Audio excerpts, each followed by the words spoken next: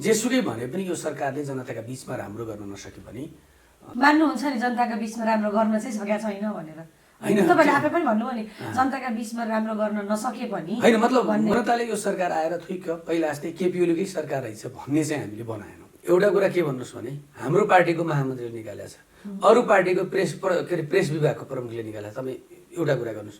अनि नेपालका एकदमै हामी लोकतन्त्रवादी हौँ, एकदमै राष्ट्रवादी हौँ भने कुन कुन कम्युनिस्ट पार्टीहरूले निकालेको छ यसका बारेमा? केही सडकमा आवाज उठाएका छन् नेपालका महामन्त्री। आफूलाई राष्ट्रवादी हौँ भन्ने पार्टीहरूले कतिवटा पार्टीले नेपालको लिपुलेख लिम्बुवाधुराको बारेमा कुरा उठाएका छन् कि त अहिले नै हामीले राइफलले लिपुलेख लिम्बुवाधुरामा लड्न जानु पर्यो। जब हाम्रो पार्टीले आधिकारिक धारणा भारी ल्याएपछि भारत सरकारले आधिकारिक धारणा भारी ल्याएन, लिपुलेख लिम्बुवाधुराका बारेमा दुईटै पक्ष एक ठाउँमा बसेर एउटा समिति बनाएर हामी समस्या समाधान गर्न तयार छौँ त भन्यो नि त।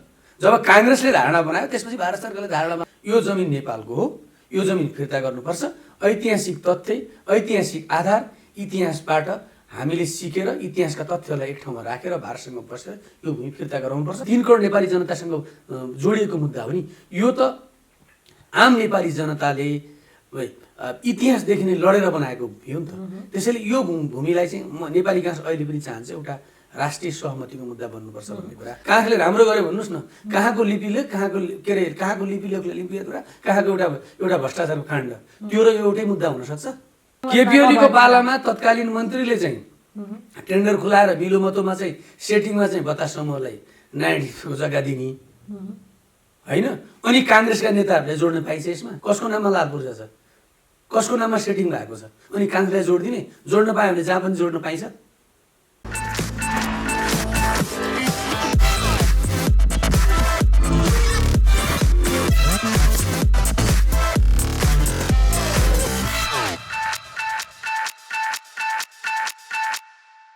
नमस्ते, स्वागत छ canadaNepal.com-मा। म छु मोनिका सिंह। तपाईँ हेर्दै हुनुहुन्छ कार्यक्रम सार्थक प्रश्न र आज सार्थक प्रश्नमा हामीसँग कुराकानी गर्नका लागि नेपाली कङ्ग्रेसका नेता प्रकाश रसाइली हुनुहुन्छ। पछिल्लो समय देशको राजनीतिक अवस्थामा नयाँ विषय उठेको छ। लिपुलेख लिम्पियाधुरा कालापानीको विषय पहिलेदेखिको भए पनि यति बेला भारतले सडक निर्माण गरेसँगै नेपालमा अर्को तरङ्ग उत्पन्न भएको छ। यद्यपि केही समय अगाडि मात्र नेपाली काङ्ग्रेसले आफ्नो धारणा स्पष्ट राखेको छ।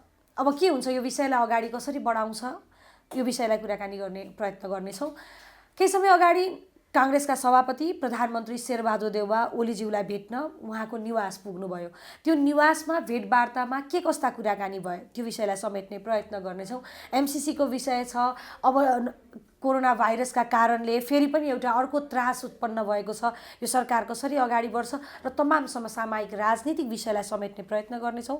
स्वागत गरौँ canadaNepal.com-मा प्रकाश रसाइली। स्वागत छ canadaNepal.com-मा। धन्यवाद। आरामै हुनुहुन्छ? ठिक छु।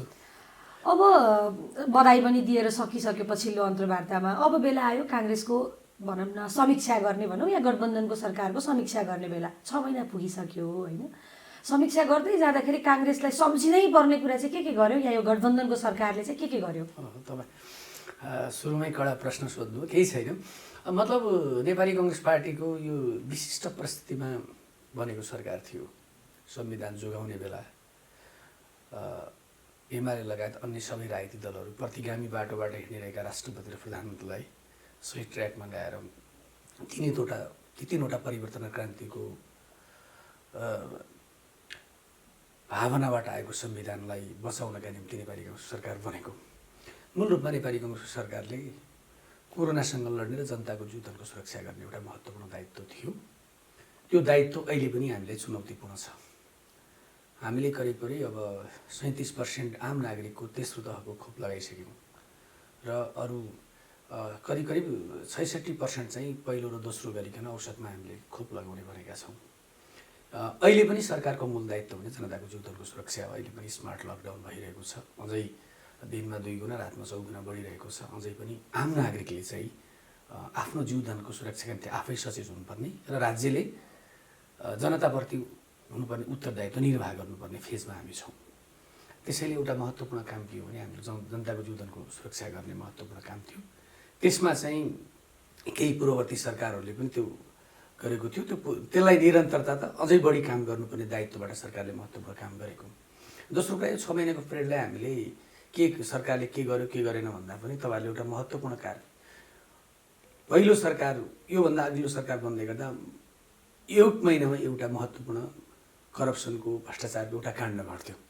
यो 6 महिनाको पिरियडमा काङ्ग्रेसको मात्रै एकलौटी सरकार थिएन, हामीसँग गठबन्धनमा बनेका माओवादी र अहिले नेकपा एमालेबाट विभाजन भएको समाजवादी पार्टीको घोषणापत्र एमालेसँगै जोडिएको थियो, उहाँहरूको जोइन्ट घोषणापत्र थियो। त्यसबाट छुटेका पार्टीहरूसँग हामी छुट्टै घोषणापत्र भएका मधेसवादी दलको एउटा पार्टीसँग हामीले बनाएका हौँ। केही समय त सरकारले बनाउनै नै हामीलाई समय लाग्यो, किनभने धेरै पार्टीहरूको सरकार थियो। सरकारमा बस्ने जाने चाहना सांसदहरू सबैको चाहना हुन्छ, धेरै पार्टीहरू थिए, समय लाग्यो। त्यसपछि हामी पार्टीको आन्तरिक जीवनलाई व्यवस्थित गर्न भनेर हाम्रो सरकार बनाएका दुईवटा पार्टीको त हामीले महाधिवेशन नै गऱ्यौँ। जस्तो नेपाली काङ्ग्रेसको महाधिवेशन, माओवादीको अधिवेशन भयो, फुर्सदको समयमा एमाले महाधिवेशन गरेको हामी वैधानिकता दिन नै लाग्यो। जेसुकै भने पनि यो सरकारले जनताका बिचमा राम्रो गर्न नसके पनि मान्नुहुन्छ नि जनताका बिचमा राम्रो गर्न चाहिँ सकेका छैन भनेर? होइन, तपाईँले आफै पनि भन्नुभयो नि जनताका बिचमा राम्रो गर्न नसके पनि। होइन, मतलब मैले भन्न खोजेको कुरो जनताले यो सरकार आएर थुइक पहिला जस्तै केपी ओलीकै सरकार रहेछ भन्ने चाहिँ हामीले बनाएनौँ। तपाईँले बनाउनु भएन जस्तो लाग्छ, तर आम नागरिकले भनौँ जनताले तपाईँले भन्नु यो सरकारले गरेको एकदमै नराम्रो काम तपाईँले भनिदिनु न त मलाई, के काम गरेको छ यो सरकार? होइन, सरकारले राम्रो चाहिँ के गर्यो, नराम्रो गिनाउन त धेरै मैले भने जनताको जीवनको होइन, जनताको जीवनको सुरक्षा नै यो सरकारको पहिलो दायित्व हो। तपाईँलाई लाग्छ यो कोरोना अब यो तेस्रो भेरिएन्ट भनौँ न होइन, ओमिक्रोनले जताकतै यति बेला प्रायः त अझ नेताहरूमा बढी सङ्क्रमण देखिरहेको छ होइन, सबै ठाउँमा खोप पुगेको छैन, बुस्टर डोज दिने जस्ता कुराहरू पनि आइराखेको छ होइन, खोप हुँदाहुँदै पनि लाउन सकेको छैन, स्वास्थ्य मन्त्रालयले सही तरिकाले निर्णय गर्न सकिराखेको छैन, तमाम कुराकानीहरू छ, शिक्षा मन्त्रालयमा त्यत्तिकै विवाद चलिरहेको छ। अनि यो सरकारले गर्यो चाहिँ के राम्रो? होइन, पक्नु न, शिक्षा मन्त्रालयको विवाद र ओमिक्रोनको बुस्टर डोजको कुरा, एउटा कुरा महत्त्वपूर्ण कुरा के हो भने ओमिक्रोन यो सरकारले खोपको मात्रा आम नागरिकमा पुर्याउन सकेका कारणले आज पनि सबै नेताहरू, उच्च तहका नेताहरू, सबै आम नागरिक पनि अब अहिले कोरोनाको परीक्षण गर्यो भने करिब करिब 25% आम नागरिकहरूलाई यसले सङ्क्रमण गरेको छ। तर मृत्युदर हेर्ने हो भने हिजोको जस्तो छैन, किनभने त्यो टाइममै सरकारले चाहिँ आम नागरिकको मा कोरोनाको भ्याक्सिन पुर्याउन सकेका कारणले गर्न नसकेको। त्यसैले एउटा कुरा महत्त्वपूर्ण कुरा के छ भने होइन, सरकारले गर्न खोजेको चाहँदै नभएको र सरकारले गर्नै नसकेको भन्ने कुरा फरक कुरा हो। अहिले पनि चाहँदै नभएको काम भन्दिनुहोस् न। होइन, चाहँदै नभएको कुरा भन्नु, जस्तो अहिले पनि यो पनि तपाईँलाई भनौँ अब तराईतिर हाम्रो 3 तिर भारतले जोडेको छ, ओपन खुला सिमाना छ, तर पनि सरकारका मात्र तपाईँले हिजो टेलिभिजन मिडिया सामाजिक सञ्जालमा हेर्नुहोस्, सरकारले आफूसँग भएको साधन स्रोत, आफूसँग भएको क्षमताको अधिकतम प्रयोग गरेका छ हो। त्यो क्षमता प्रयोग गर्दै पनि महामारी भनेको त देखेर आउने कुरा होइन नि त। तर हामीलाई त पछिल्लो 2 वर्षदेखि हामीले यो महामारी फेस गरिराखेका छौँ होइन, यो कुरा सत्य हो नि। 2 वर्षदेखि हामीले महामारी फेस गरिराखेका छौँ, हामी झन् सतर्क हुनुपर्ने थियो। विपक्षमा हुँदाखेरि चाहिँ गर्न सकेन भनेर तपाईँ हामी यही बसेर यही स्टुडियोबाट चर्काचर्की गर्ने, आज चाहिँ महामारी एकैपल्ट आज बिहान कोरोनाका कारणले कतिजना मान्छे मरे, हिजो कति मान्छे मरे, अस्ति कति मान्छे मरे, हिजो मृत्युदर कति थियो, आज मृत्युदर कति थियो। हिजो हस्पिटलको गेटमा पनि मसँग पैसा छ, साधन स्रोत छ, एउटा बेड पनि दिलाइदिनुहोस् मलाई भन्दा त्यो अवस्था आज छैन। तपाईँले अहिले हेर्नु भएको छ नि, युरोपहरू पनि हामीले नजिकबाट हेरेका छौँ। हामीभन्दा साधन स्रोतले, हामीभन्दा विकासको दृष्टिकोणले, हामीभन्दा ठुल्ठुलो अर्थतन्त्र भएका देशहरू अमेरिकादेखि कस्तो अवस्था भएको छ। तर त्यसको दाँजोमा हेर्ने हो भने यो सरकारले राम्रोसँग फेस यो पटक ढुक्क भए हुन्छ। यदि त्यस्तो महामारी आयो भने अब कोही पनि पैसा हुँदाहुँदै उपचार गर्न नपाउने अवस्था हुँदैन, सिलिन्डर नपाउने अवस्था हुँदैन, हस्पिटलमा बेड नपाउने अवस्था हुँदैन। किनभने यो पूर्ववर्ती 2 वर्षदेखि हाम्रो चुनौती पनि हो। दोस्रो कुरा के छ भने सरकारलाई हामीले औपचारिक अनौपचारिक रूपमा भेट्दै गर्दा संसद चल्न सकिरहेको छैन, चल्न दिइएको छैन, संसदलाई निकममा बनाइएको छ। तर पनि हामीले औपचारिक अनौपचारिक रूपमा चाहे प्रधानमन्त्रीलाई भेट्दा होस्, चाहे गृहमन्त्रीलाई, चाहे स्वास्थ्य मन्त्रीलाई, अब यससँग जोडिएका सबै सरकारवालाहरूसँग चाहिँ हामीले चाहिँ प्रष्ट रूपमा अब यो सरकारलाई हिजोको जस्तो आम नागरिकको मृत्युदर भयो, हिजोको जस्तो भेन्टिलेटर नपाउने, हिजोको जस्तो आइसियु सिसियु नपाउने अवस्था, हस्पिटल नपाउने अवस्था, हिजो स्कुलमा गएर जङ्गलमा गएर बेड बिछ्याएर बस्नुपर्ने अवस्था चाहिँ नहोस् भनेर हामीले सरकारलाई पहिला नै हामीले सरकारलाई दबाब दिएका छौँ। भोलि त्यो अवस्था नआओस् भन्ने कुरामा हामी सजग छौँ। त्यसपछि यसका बारेमा कुरा अब अलिकति कुरा गरौँ। दोस्रो एकदमै ठुलो चर्चाको विषय यति बेला लिपुलेक, लिम्पियाधुरा, कालापानी क्षेत्रमा धेरै कुराहरू भए भन्ने कुराहरू उठिराखेको छ होइन। काङ्ग्रेसको सरकार छ, गठबन्धनको सरकार हुँदाहुँदै पनि काङ्ग्रेस नेतृत्व गर्दैछ होइन, तर बोल्न भने केही सकेको छैन। हिजो मात्र काहीँ कोही छ्यासछुस बोल्न खोजेको हो कि जस्तो महसुस भयो। किन यति निकम्मा भएको यो सरकार, किन बोल्न नसकेको, किन देशको र अरू विषय अन्य विषय भनेको आन्तरिक विवाद होला, नेपालभित्रको विवाद होला होइन, तर किन एउटा भनौँ न पहल गर्न नसकेको, किन यस्तो गरेको सरकार? यसरी अब तपाईँ जस्तो एउटा पत्रकारले सरकारलाई निकम्मा भन्ने शब्द प्रयोग गर्न कुरा राम्रो कुरा होइन, तर म यसलाई म के पनि भन्छु भने तपाईँले जो प्रश्न सोध्नुभयो, हाम्रो पार्टीको आन्तरिक धारणा बाहिर आइसकेको छ। हाम्रो पार्टीका महामन्त्री हिजो अस्ति बल्ल छ्यासछुस होइन नि, प्रेस नोटै बाहिर आएको छ नि। तपाईँ मिडियामा सामाजिक सञ्जाल फेसबुक ट्विटरमा हेर्नुहोस् न, हाम्रो पार्टीमा एउटा कुरा तपाईँहरूलाई रिक्वेस्ट गर्नुपर्ने अवस्था, एउटा कुरा के भन्नुहोस् भने हाम्रो पार्टीको महामन्त्रीले निकालेको छ, अरू पार्टीको प्रेस विभागको प्रमुखले निकालेको छ। तपाईँ एउटा कुरा गर्नुहोस्। अनि नेपालका एकदमै हामी लोकतन्त्रवादी हौँ, एकदमै राष्ट्रवादी हौँ भने कुन कुन कम्युनिस्ट पार्टीहरूले निकालेको छ यसका बारेमा? केही सडकमा आवाज उठाएका छन् नेपालका महामन्त्री? हाम्रो पार्टीको यहाँ सुन्नुहोस्, हाम्रो पार्टीको सरकार नेतृत्वमा सरकार बनेको छ। सबै पार्टीहरूको आधिकारिक धारणा आउँदैछ। एमालेको आयो, काङ्ग्रेसको आधिकारिक धारणा आयो। काङ्ग्रेसको आधिकारिक धारणा भन्नु त हाम्रो त सत्ता भन्दा पनि पार्टीको आन्तरिक जीवन महत्त्वपूर्ण कुरा हो। पार्टीले आधिकारिक त्यो नै हाम्रो सरकारको पनि धारणा हो। किनभने आखिर प्रधानमन्त्रीसँग सल्लाह नगरिकन, पार्टी सभापतिसँग सल्लाह नगरिकन, पार्टीका महत्त्वपूर्ण शीर्ष नेताहरूसँग सल्लाह नगरिकन त्यो एउटा पार्टीको आधिकारिक धारणा बाहिर आएको त होइन एउटा। दोस्रो कुरा, आफूलाई राष्ट्रवादी हौँ भन्ने पार्टीहरूले कतिवटा पार्टीले नेपालको लिपुलेख लिम्बियाधुराको बारेमा कुरा उठाएका छन्। हिजो हामीले संसदमा चाहिँ हाम्रो पार्टीले संसदमा चाहिँ हामीले यसका पक्षमा मतदान गरेको होइन। त्यसैले एउटा कुरा के छ भने सरकार भनेको सडक भएमा भएका राजनीतिक दलहरू जस्तो, प्रतिपक्षमा भएका राजनीतिक दलहरू जस्तो सरकारको होइन कि। सरकारले कुनै पनि कुराको उठान गरेर त्यसलाई निष्कर्षमा पुर्याउनुपर्छ। अब बल्ल पार्टीहरूको धारणा आउँदैछ। प्रधानमन्त्री अस्ति भर्खर भारत त्यही विषयमा पनि एउटा मुद्दा बनाएर भारतभरमा जाँदै हुनु, त्यो विशेष परिस्थितिले त्यो प्रधानमन्त्रीको त्यो भ्रमण स्थगित भयो। फेरि उहाँ प्रधानमन्त्री भारत जाँदै हुनुहुन्छ। त्यसपछि त्यो मुद्दालाई एक नम्बरमा राखेर जाने भन्ने कुरा पनि आन्तरिक छलफल भइरहेको छ।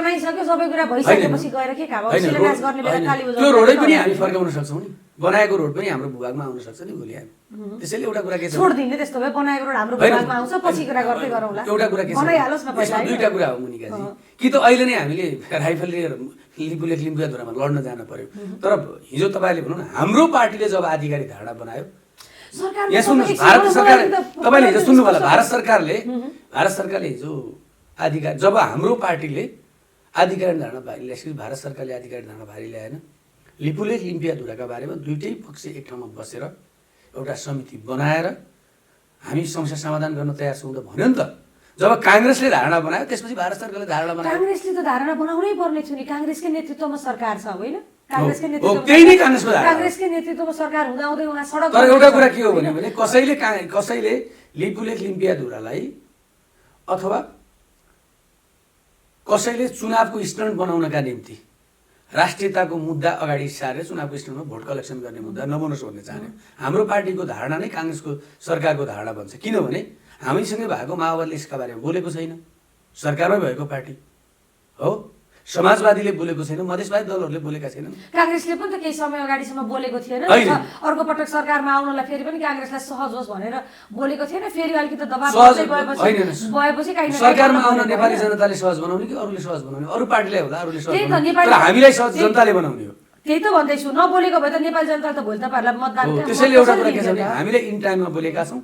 जब नेपाली कङ्ग्रेस पार्टीले लिपुलेख लिम्बियाधुराका विषयमा चाहिँ नेपालको भूमि हो, तर हामी जिम्मेवारपूर्वक ऐतिहासिक प्रमाणका आधारमा, ऐतिहासिक तथ्यका आधारमा त्यो जमिन फिर्ता गर्न र भारतसँग वार्ता गरेर यो समस्या समाधान गर्नका निम्ति तयार छौँ भनेर भन्यो। त्यसपछि त्यसको 24 घण्टा नबित्दै भारत सरकारले आधिकारिक धारणा निकाल्यो। त्यसैले त्यसो भए देउवा सरकारको बेला चाहिँ, गठबन्धनको सरकारको बेला चाहिँ लिपुलेख होइन, अब गठबन्धनभित्र पनि एउटा कुरा होइन, देउवा सरकारको कुरा मात्र होइन, लिपुलेख लिम्बियाधुराको बारेमा जसरी संसदमा एकजना सांसद बाहेक सबैले हामीले राष्ट्रिय सहमतिको एजेन्डा बनायौँ हो, यसमा पनि राष्ट्रिय सहमतिको एजेन्डा। कसैले जनताका बिचमा यसलाई इन्स्ट्रुमेन्ट बनाएर यसलाई भोलि चुनावको हतियार बनाएर प्रयोग गर्ने भन्दा पनि यसलाई एउटा राष्ट्रिय सहमतिको मुद्दा जसरी यो संसदमा बनायो, भारतसँग वार्ता गर्दै गर्दा पनि एउटा राष्ट्रिय सहमतिको मुद्दा बनाएर यो जमिन नेपालको हो, यो जमिन फिर्ता गर्नुपर्छ, ऐतिहासिक तथ्य, ऐतिहासिक आधार, इतिहासबाट हामीले सिकेर इतिहासका तथ्यहरूलाई एक ठाउँमा राखेर भारतसँग बसेर यो भूमि फिर्ता गराउनुपर्छ। यो राष्ट्रिय सहमतिको एजेन्डा बन्नुपर्छ। कसैको स्वार्थमा, कसैको चुनावी मुद्दामा का निम्ति कसैले यसलाई हतियारका रूपमा प्रयोग गरेर त्यसको पार्टीलाई, जनतालाई भर्ममा पारेर आफ्नो राइती लाभ लिने मुद्दा बन्नु हुँदैन। यो त राष्ट्रियतासँग जोडिएको मुद्दा हो नि त। 3 करोड नेपाली जनतासँग जोडिएको मुद्दा हो नि।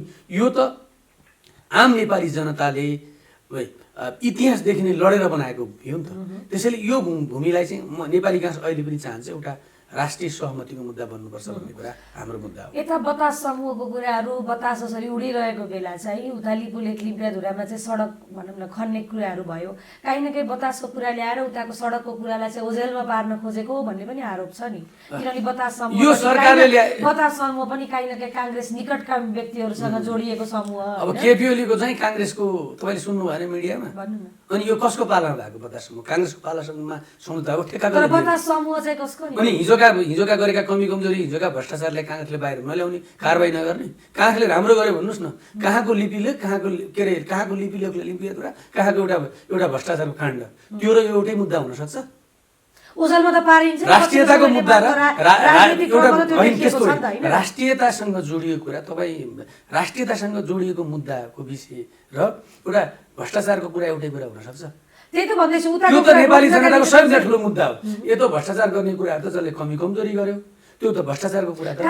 त्यसो भए यो सरकारले चाहिँ बतास काङ्ग्रेस यसमा मिलेको थियो या थिएन? यति मात्र भन्नुहोस् न। काङ्ग्रेस कहाँ मिलेको छ? आर्जु देउवाको के त त्यसपछि त्यो कुराहरू प्रमाण पेश गर्नु पर्यो। आर्जु देउवाको भाइ उसमा चाहिँ के त? प्रमाण पेश गर्नु पर्यो नि। खै त मिडियामा प्रमाण सहित आउनु पर्यो नि त। मिडियामा प्रमाण सहित आउनु पर्यो नि। भनेपछि यो काङ्ग्रेसको केपी ओलीको पालामा तत्कालीन मन्त्रीले चाहिँ टेन्डर खुलाएर बिलोमतोमा चाहिँ सेटिङमा चाहिँ बतास समूहलाई 90 जग्गा दिने होइन। अनि काङ्ग्रेसका नेताहरूले जोड्न पाइन्छ यसमा? काङ्ग्रेस कार्यकर्तालाई जोड्न पाइन्छ? निर्णय गरे कसले छ त्यहाँ? कहाँ जोडिया छ? कसको नाममा लाभ पूर्जा छ? कसको नाममा सेटिङ भएको छ? अनि काङ्ग्रेसलाई जोडिदिने? जोड्न पायो भने जहाँ पनि जोड्न पाइन्छ?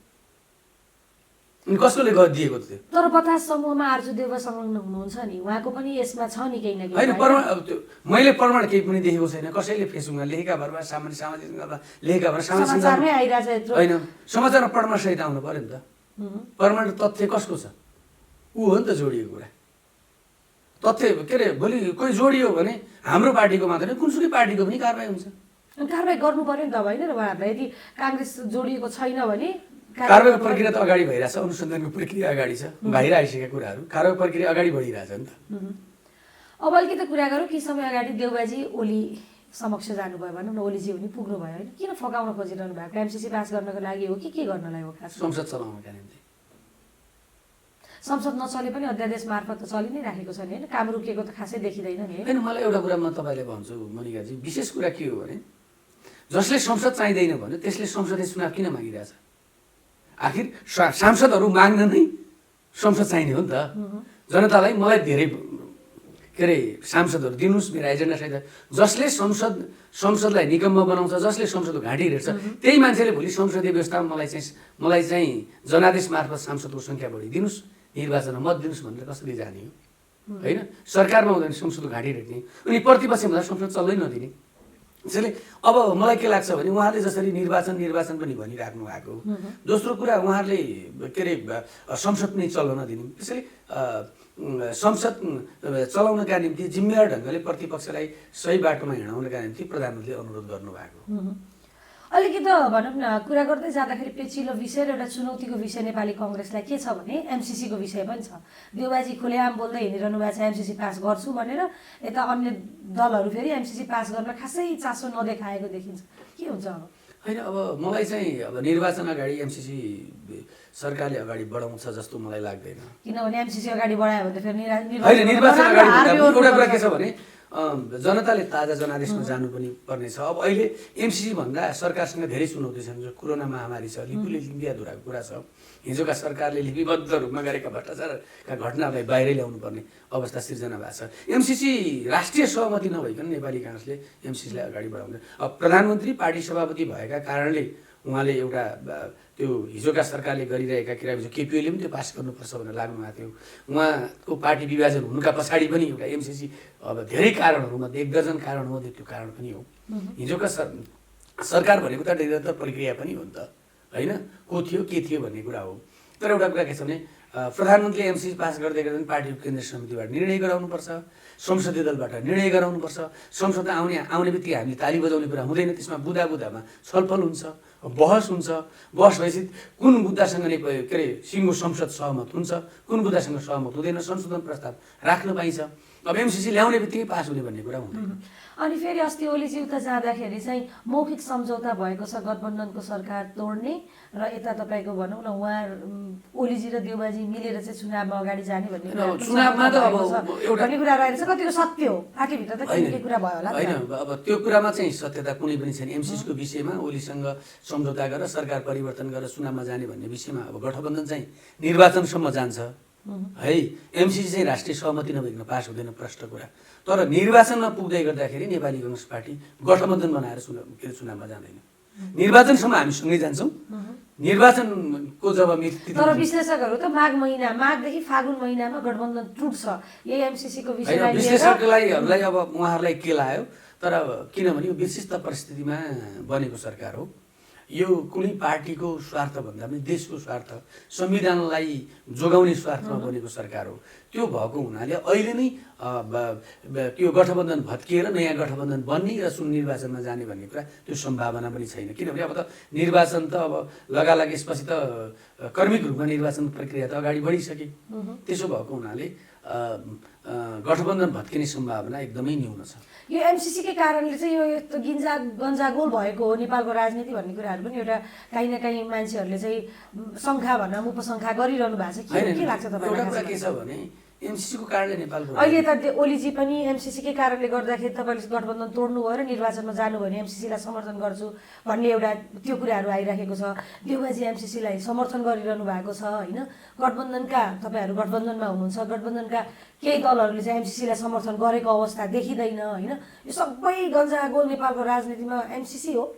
अनि एमसिसी नेपालको राजनीतिमा गन्जागोल जस्तो मलाई लाग्दैन। किनभने संसदको हाम्रो संविधानले चाहिँ संसदको आयु 5 वर्ष तोक्यो। त्यही संसदमा जसरी हिजोका दिनमा संविधान मण्डलले हामीले बहस गरेको त्यही कुरालाई अदालतले अनुमोदन गर्यो। संसदमा अब संसदको आकार प्रकार हेर्दा संसदको आकार हेर्दै गर्दा कुनै पनि पार्टीको बहुमत छैन। त्यो कारणले पनि अलिकति गन्जागोल देखियो होला। अब देशका चुनौतीहरू, अब लिपुले किन विवादुरा कोरोना, अब यो 2.5 वर्ष त संसदमा हुँदै गर्दाखेरि पनि धेरै समय चाहिँ कोरोनासँगै लड्न हिजोका सरकारले पनि अहिलेका सरकारले पनि त्यो समय भयो। एमसिसी अब एउटा चाहिँ अब आम नागरिकको चासोको विषय बनेको हो। किनभने कि त अब नेपाली कांग्रेस पार्टीले सरकारले आम नागरिकका मुद्दालाई सम्बोधन गर्नुपर्छ, कन्भिन्स गरेर जानुपर्छ, या त राष्ट्रिय सहमति कायम गर्नुपर्छ। यी दुई मुद्दा नभइकन तर एमसिसीकै कारणले गन्जागोल भएको अवस्था होइन। अब किनभने अबको 8-10 महिना पछि त करिब करिब सङ्घीय, प्रदेश र स्थानीय तह तिनै तहको निर्वाचन हुन्छ। तपाईँ ढुक्क हुनुहुन्छ निर्वाचन? अब कोरोनाको एउटा परिस्थिति पनि हो, आम नागरिकको जीवनको सुरक्षा। अब निर्वाचनको हामीसँग संवैधानिक हिसाबले पनि हामीसँग विकल्प छैन, चुनाव गराउनुपर्छ। युपीमा किनभने गठबन्धनको सरकारभित्रै रहेका केही दलहरू फेरि निर्वाचनमा जान अलि जस्तो समाजवादी पार्टीको अब सङ्गठनको संरचनालाई तलसम्म पुर्याउनु पर्ने। अब माओवादी पनि भर्खर विभाजन भएको, उसले आफूले शक्ति आर्जन गर्नुपर्ने होला। अब हाम्रो पनि भर्खर महाधिवेशन भएको छ, उहाँहरूका केही बाध्यता होला। तर अब संविधानमा लेखिएका कुराहरूलाई त अब कसैको आन्तरिक जीवनसँग राजनीतिक पार्टीहरूको आन्तरिक जीवनसँग र उसको भविष्यसँग का कुरा जोडिएका कुरा त त्यो गौण नै हो। संविधानमा लेखेको कुरालाई त हामीले त्यो नागेर अगाडि बढ्न सक्दैनौँ। संविधानमा जे लेखेको छ निर्वाचन त्यही प्रक्रिया तर त्यही समय सीमाभित्र निर्वाचन गर्नुपर्छ हुन्छ। यता फेरि मधेसी दलका नेताहरूले फेरि अर्को माग उठाउनु भएको छ नि होइन, नागरिकतासँग सम्बन्धित मागहरू पनि उहाँहरूको उठिरहेको छ। निर्वाचनमा जाने हो भने नागरिकता सम्बन्धी कुराहरू पनि अलिकति ध्यान दिनुपर्ने, अगाडि बढाउनु पर्ने जस्ता मागहरू पनि छन्। त्यो त अब अझ पुरा गर्न या भनौँ त्यो मागहरू उहाँहरूले उठाएका मागहरू चाहिँ पुरा गर्न सहज होला त? होइन, एउटा कुरा यस्तो छ, नागरिकतासँगै त्यो नागरिकता अहिलेको मुद्दा होइन। यो अब 46 सालको तर उहाँहरूले निर्वाचनसँग जोड्नु भएको छ। तर त्यसमा 2-3वटा कुरा महत्त्वपूर्ण कुरा हुन्। अहिले पनि मधेसवादी दलका नेताहरूले बुझ्नुपर्ने कुरा एउटा कुरा के हो भने कुनै पनि नेपाली नागरिक विहीन नहोस्, कुनै पनि नेपाल भूमि बाहिरको व्यक्तिले नेपालको नागरिकता नपाओस्। त्यो प्रष्ट कुरा हुन जरुरी छ। यो पटक पटक उहाँहरूले उठाउनु भएको मुद्दा हो। त्यो मुद्दालाई हिजो कार्यदलहरू पनि बने, सरकारले पनि केही अर्थमा 62-63 सालको जनआन्दोलनपछि एक तहका आम मधेस मूलका नेपालीहरूले पनि नागरिकता पाए। तर पटक पटक त्यो नागरिकताको विषयलाई देखाएर राजनीतिक स्टन्ट बनाएर मधेसमा लोकप्रियता कमाउने कुरा चाहिँ राम्रो कुरा होइन। नागरिकता भनेको सामान्य कुरा होइन कि। आज संसारभरि नागरिकताका विषयमा कति धेरै देशमा गृहयुद्ध युद्ध भइरहेका छन्। त्यसैले हामी अहिले पनि नेपाली काङ्ग्रेसको स्पष्ट दृष्टिकोण के हो भने कुनै पनि नेपाली नागरिकविहीन नहोस्, कुनै पनि नेपालभन्दा बाहिरको व्यक्तिले गलत ढङ्गले नागरिकता नपाओस् र त्यसको प्रयोग गर्न पनि नपाओस् भन्ने कुरा हाम्रो कुरा। त्यो त अब उहाँहरू मैले भने गठबन्धनको सरकार छ यति बेला, गठबन्धनभित्र नै विभिन्न किसिमका मागहरू फरक फरक तरिकाले निक्लिँदैछ। होइन, अब मैले तपाईँलाई एउटा कुरा भने माओवादी र एमालेको एउटै घोषणापत्र थियो। माधव नेपालको पार्टी नेकपा समाजवादीको एमालेसँगै घोषणापत्र थियो। अब अहिले उहाँहरू दुईवटा हामीसँग आउनु भएको छ। मधेसवादी दलहरू दुईवटा थिए, अहिले अब तिनवटा हुने अवस्था सिर्जना भइसक्यो। उहाँहरूका विभिन्न परिस्थिति, विभिन्न राजनीतिक मुद्दाहरू छन्, विभिन्न राजनीतिक एजेन्डा छन्। जनताका बिचमा एउटा एजेन्डा छन्, अर्थतन्त्रका विषयमा राजनीतिक विषयमा एउटा एजेन्डा छन्, समृद्धिका फरक फरक एजेन्डा छन् होइन। अब सरकारमा जाने बित्तिकै सबै एजेन्डा एउटै हुन्छ भन्ने हुँदैन, किनभने आफ्ना घोषणापत्र छन्। जसो कङ्ग्रेसले पनि आफूले यो जनताका बिचमा बोलेका एजेन्डा सबै कुरा लागू गर्न पाएको छैन। हामीलाई त साँच्चै के भन्यो भने 5 वर्षका निम्ति जनताले प्रतिपक्षमा बस्ने 7वटा प्रदेशमा सङ्घमा प्रतिपक्षमा बस्ने दिएका हुन्। तर समय परिस्थिति के बन्यो भने काङ्ग्रेसले प्रधानमन्त्री हुन्न भन्दा पनि संविधान जोगाउनका निम्ति प्रतिगमनको बाटोबाट हिँड्न लागेका तत्कालीन प्रधानमन्त्री केपी शर्मा ओली राष्ट्रपति मिलेर संविधान ध्वस्त बनाउने परिस्थिति भएको हुनाले काङ्ग्रेसले बनिदिनुपर्ने परिस्थिति बन्यो। तर बनिदिनुपर्ने परिस्थिति बन्यो, तर कस्तो हिसाबले बनिदिनुपर्ने परिस्थिति बन्यो कि अदालतको सबै कुरा छत्ताछुल्ल नै भयो होइन। न्यायाधीशको विवाद पनि आयो, न्यायाधीश संलग्न भएको कुरा सुनियो, न्यायालय जस्तो भनौँ न एउटा संस्था पनि विवादमा तानियो होइन। होइन, अब यो एउटा कुरा के थियो भने 2051 सालमा 52 सालमा प्रधानमन्त्री बन्दै गर्दाखेरि तत्कालीन प्रधानमन्त्री शेरबहादुर देउवालाई पनि विश्वनाथ उपाध्याय प्रधान न्यायाधीश हुनुहुन्थ्यो, उहाँलाई पनि विवादमा राजनीतिक दलहरूले तानेका हुन्। पूर्ण रूपमा चाहिँ यो नै हो भन्ने कुरा हुँदैन। तर भनेपछि चलेन्द्रजीलाई राजनीतिक भनौँ न राजनीतिको कारणले गर्दाखेरि विवादमा तानिएको हो भन्न खोज्नु होइन, त्यो होइन। अब उहाँले चोलनजीले आफूमाथि लागेका आरोपलाई जनताका बिचमा र आम सरकारवालाका बिचमा त्यसलाई उहाँले अब डिफ्युज गर्ने गरी आफ्नो दृष्टिकोणले बाहिर सार्वजनिक गर्नुभएको छैन। तर सर्वोच्च अदालतकै कारणले त्यही कारणले संसद पुनर्स्थापना भयो, त्यही कारणले प्रधानमन्त्री बन्नुभएको भन्ने कुरामा सत्यता छैन। तर ती घटना त पछि लिपिबद्ध रूपमा आएका छन् नि त। जस्तो अहिले पनि अदालतमा उहाँले चाहिँ अब गोला प्रथाका आधारमा मुद्दाहरूको न्यायाधीशहरूको बेन्च निर्धारण गर्ने भन्ने कुरा चाहिँ उहाँले चाहिँ सहज ढङ्गले गर्नुभयो भने हुन्छ। तर अब उहाँ यति धेरै विवादमा आइसक्नुभयो कि स्वयं उहाँका समकालीन न्यायाधीशहरूले समेत पनि उहाँलाई अस्वीकार गरेको अवस्था। बाहिरको कुरा छोडिदिनुहोस्, आम पब्लिकको कुरा छोडिदिनुहोस्। अहिले संसदमा रहेका राजनीतिक दलहरूले पनि कसैले महाभियोग ल्याउँ भने कसैले उहाँलाई उचालेर फेरि त्यहीँ स्थापना गर्न खोज्ने। जस्तो अहिले हाम्रो प्रतिपक्षी पार्टीहरूले पनि त्यसलाई चाहिँ एकदमै आफ्नो स्वार्थमा प्रयोग गरिराख्नु भएको छ कि होइन। भएको कुरा एउटा छ, उहाँले देखाउँदै हुनुहुन्छ प्रतिपक्षलाई चाहिँ। जस्तो उहाँले के भन्नुभएको छ भने अब एउटा मुद्दामा उहाँको विवाद भयो होइन, न्यायाधीश के अरे वकिलहरूले समकालीन न्यायाधीशहरूले एउटा कुरा गरे होइन 5जना न्यायाधीश फैसला गर्ने न्यायाधीशले राजीनामा दिनुपर्छ भनिराख्नु भएको छ उहाँहरू। अहिले जोगाएको त उहाँहरूले नै हो नि होइन। त्यसैले गर्दाखेरि अलिकति यसमा के पनि भएको छ भने सरकारले पनि आफ्नो आधिकारिक धारणा बनाउनु पर्ने हो। तर यसमा ढिलो भइरहेछ, किनभने यसमा यो बिचमा चाहिँ हामीसँग धेरै चुनौतीहरू, पार्टीको महाधिवेशन गर्नुपर्ने। आखिर प्रधानमन्त्री पनि त्यही पार्टीभित्रको नेता हो नि त, त्यही पार्टीले प्रधानमन्त्री बनाएको, त्यही पार्टीको दलको नेता हो। अब यसका बारेमा पनि एउटा पार्टीले नै एउटा दृष्टिकोण बनाउनुपर्छ। पार्टीले त पटक पटक आफ्ना दृष्टिकोणहरू सार्वजनिक गर्यो, तर सरकारले पनि बनाउनुपर्छ भन्ने कुरा हो। अब एउटा न्यायालय जस्तो अब स्वच्छ रहनुपर्ने संस्था, शक्ति पृथकको सिद्धान्तले हाम्रो संविधानले दिएको मद्दत अधिकारले हेर्दै गर्दाखेरि पनि न्यायालय स्वच्छ निष्पक्ष देख्नुपर्ने। नेपालको इतिहासमा यति धेरै न्यायालय विवाद भएको त्यो आफैमा दुःखको कुरा हो। तर यसका बारेमा पनि एउटा राष्ट्रिय सहमतिको दृष्टिकोण बनाएर न्यायालयलाई पनि एउटा निकास दिनुपर्छ भन्ने कुरा। अब अलिकति कुरा गर्छु काङ्ग्रेसभित्रको कुरा है। अस्ति भर्खरै तपाईँहरूले आफ्नो 14औं राष्ट्रिय महाधिवेशन सम्पन्न गर्नुभयो होइन। आफ्नो भनौँ न महाधिवेशन अन्य दलले पनि सम्पन्न गरेसँगै जुन एउटा सभापतिमा होइन, पार्टी सभापतिमा एउटा अधिकार हुन्छ भनौँ या पार्टीभित्र एउटा अधिकार हुन्छ, त्यसमा चाहिँ एकलौटी सभापतिले चाहिँ आफ्नो एकलौटी राज गरेको भन्ने नेपाली काङ्ग्रेसमा आरोप आइरहेको छ नि। उहाँले केन्द्रीय सदस्यहरू छान्दाखेरि चाहिँ उहाँले एकलौटी आफू कसैसँग निर्णय नगरेर सल्लाह नगरेर आफूले मात्रै छान्नुभयो भन्ने कुराहरू आयो नि। अनि यसमा एउटा अब उहाँले मनोनित गर्न पाउने करिब 3 दर्जन स्थानहरूमा 1 दर्जन जति मनोनित गर्नुभएको छ, 13 जना। अझै गर्न बाँकी छ, उहाँले सम्बोधन गर्नुहोला। जहाँसम्म लाग्छ अब चन्द्र भण्डारी, डाक्टर चन्द्र भण्डारी, डाक्टर मिना रिजाल जस्ता योग्य नेताहरूलाई पनि मनोनित गर्न नगर्नु भएकोले हामीलाई अलिकति शङ्का चाहिँ लागिरहेको छ।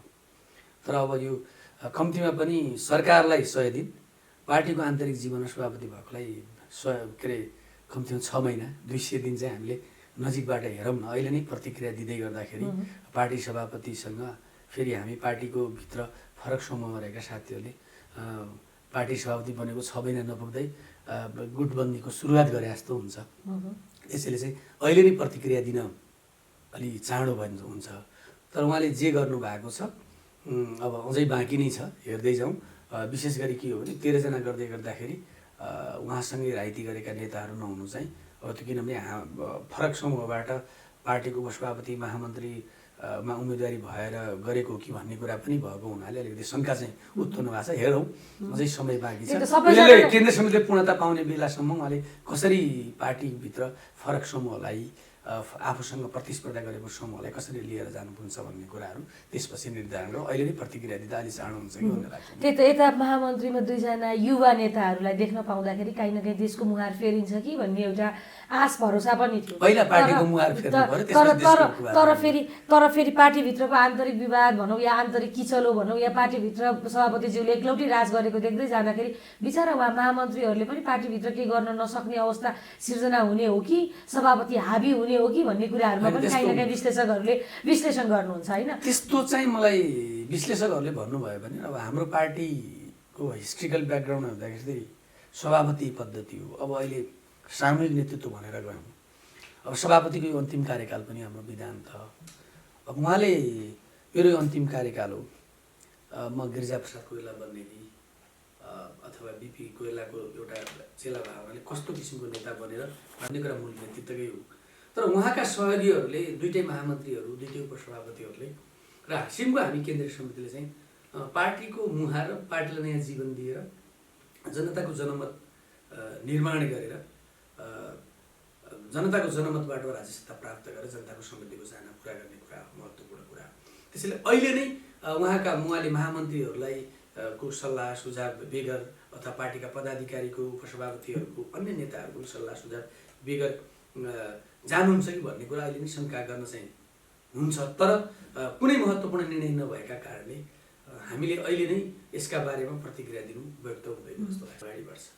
समय दिनुको धेरै धेरै धन्यवाद।